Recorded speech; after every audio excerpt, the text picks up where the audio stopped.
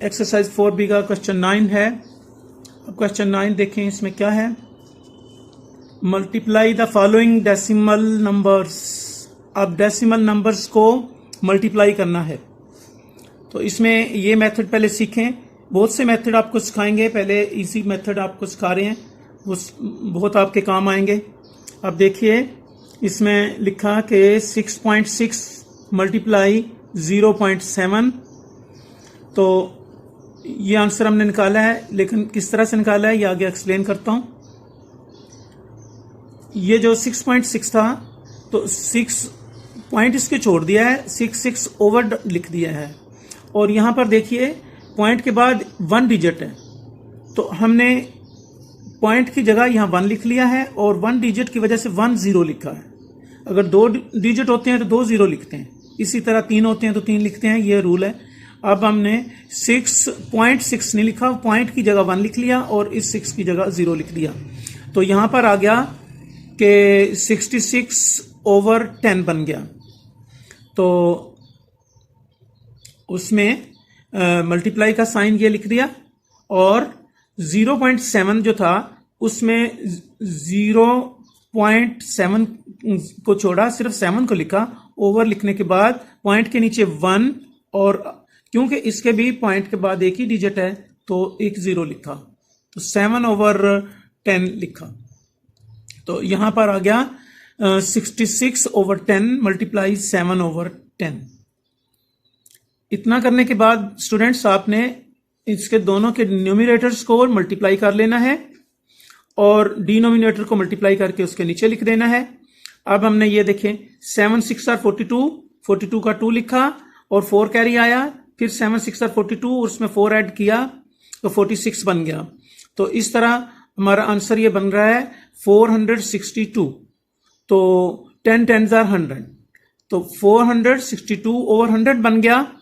अब इसको दोबारा, ये कॉमन फ्रैक्शन है, तो इसको दोबारा हम डेसिमल में लेके जाएंगे, तो 2 0 हैं, इसलिए ये 2 छोड़ दिए, ये 2 और 6 2 डिजिट छोड़ दिए, और इस 1 ने अपनी जगह इधर पॉइंट लगवा दिया। तो ये जब इधर पॉइंट लग जाएगा तो बन जाएगा ना 4.62, तो यही आंसर हो जाता है 4.62। तो अगर हम इधर पॉइंट लगाया होता हमने, तो पहले उसको हटाते, फिर इसको भी कैंसिल करते। तो अगर ऐसी सूरत में है तो इस तरह आप लिख देंगे। तो देखा आपने कितनी आसानी से ये मल्टीप्लाई हो गया और ये इसका आंसर आ गया। बी पार्ट को देखिए, हर पार्ट को गौर से देखिए, फिर ये इसमें आप एक्सपर्ट होंगे, ये जो कुछ समझाया जा रहा है।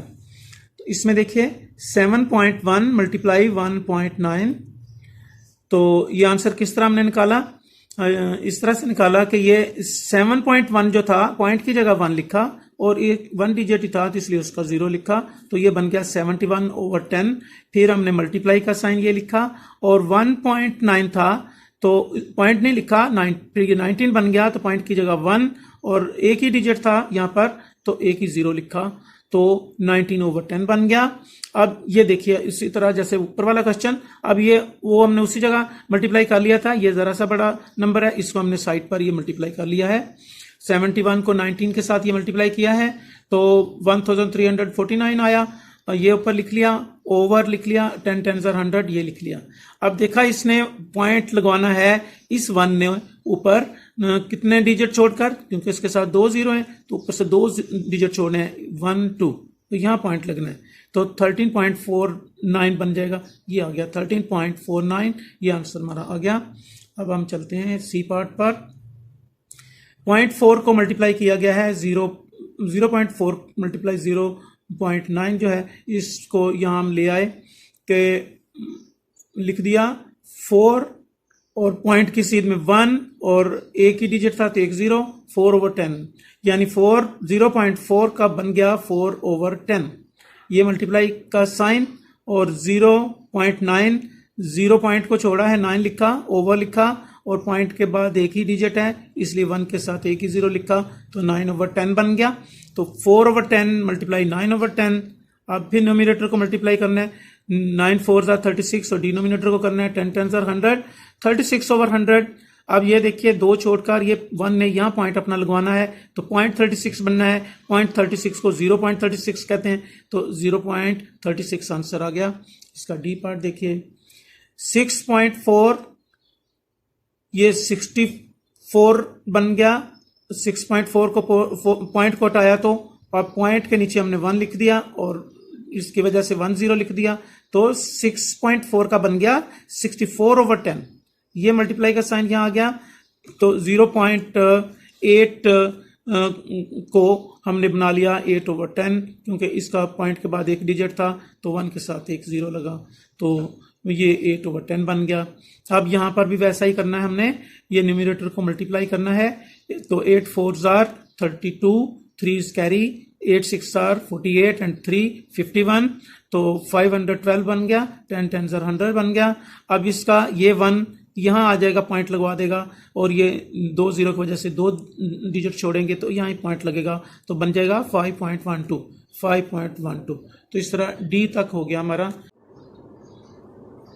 ई पार्ट करते हैं 1.35 मल्टीप्लाई 0.6 तो ये 1.35 यहाँ आ गया।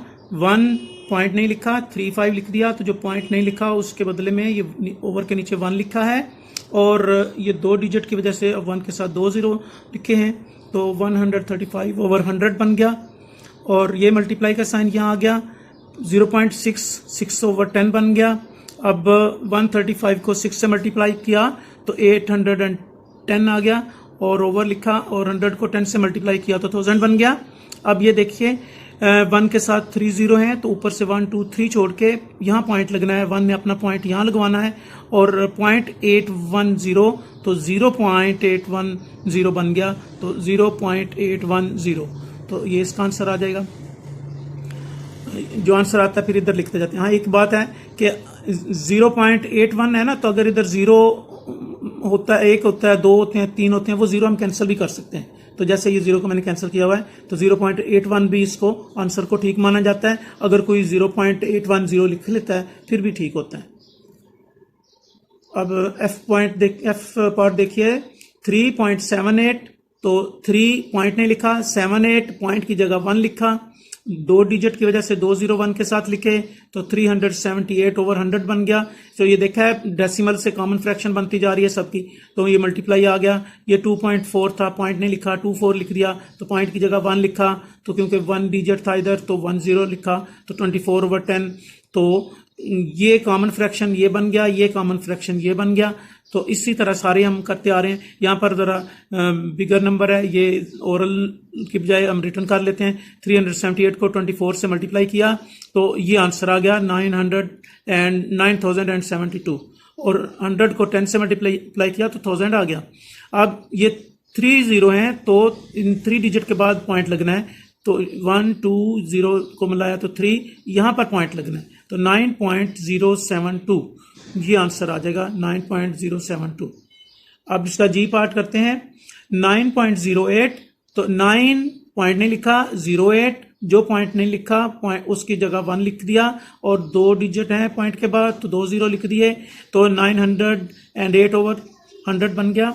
मल्टीप्लाई का ये साइन यहाँ आ गया। 3.5 ये पॉइंट नहीं लिखा, 35 लिखा तो पॉइंट की जगह 1 लिखा तो 1 डिजिट की वजह से एक 0 लिखा 35/10 बन गया। अब 908 को ये 35 से मल्टीप्लाई किया तो 35 से मल्टीप्लाई करने से ये आंसर आ गया। ये हमने यहाँ लिख दिया 31,780 ओवर 100 और 10 को मल्टीप्लाई किया तो 1000।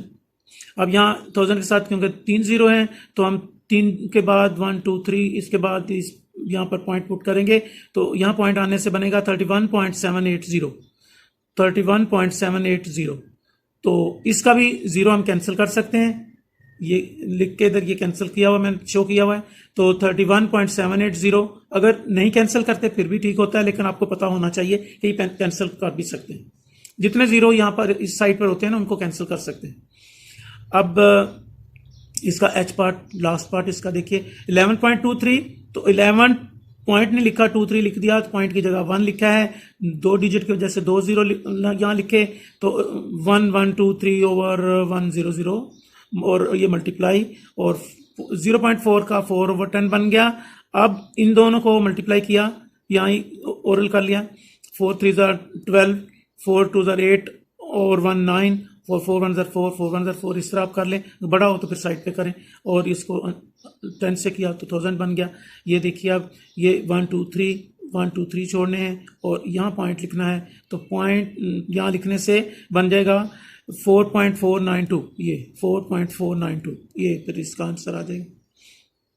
Question number 10, solve the following by changing the decimal fractions into common fraction.